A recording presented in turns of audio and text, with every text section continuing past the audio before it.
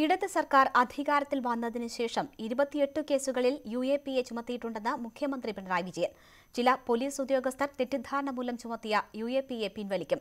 കുട്ടികളെ ലൈംഗികമായി പീഡിപ്പിച്ച കേസുകളിൽ ഇതുവരെ 1627 പേരെ അറസ്റ്റ് ചെയ്തിട്ടുണ്ടെന്നും മുഖ്യമന്ത്രി സഭയെ രേഖാമൂലം അറിയിച്ചു.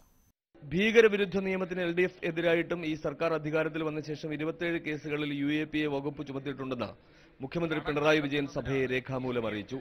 പാലക്കാട്, മലപ്പുറം ജില്ലകളിൽ 7 വീതവും, എറണാകുളത്ത് 4-ഉം, കോഴിക്കോട്, വയനാട് ജില്ലകളിൽ 3-ഉം, കണ്ണൂരിൽ 2-ഉം, കൊല്ലം, കാസർഗോഡ് ജില്ലകളിൽ 1 വീതം കേസുകളിലുമാണ് UAPA ചുമത്തിയിട്ടുള്ളത്.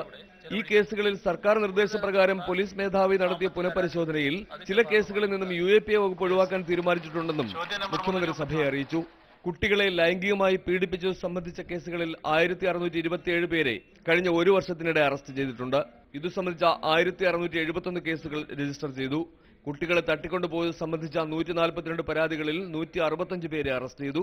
തട്ടിക്കൊണ്ടുപോയ ഒരു കുട്ടിയെ ഇനിയും കണ്ടെത്താനുണ്ട്. 1016 പേർക്കെതിരെ ഈ സർക്കാർ ഗുണ്ടാ നിയമം ഏർപ്പെടുത്തിയിട്ടുണ്ടെന്ന് മുഖ്യമന്ത്രി സഭയെ അറിയിച്ചു. ന്യൂസ് 18 തിരുവനന്തപുരം.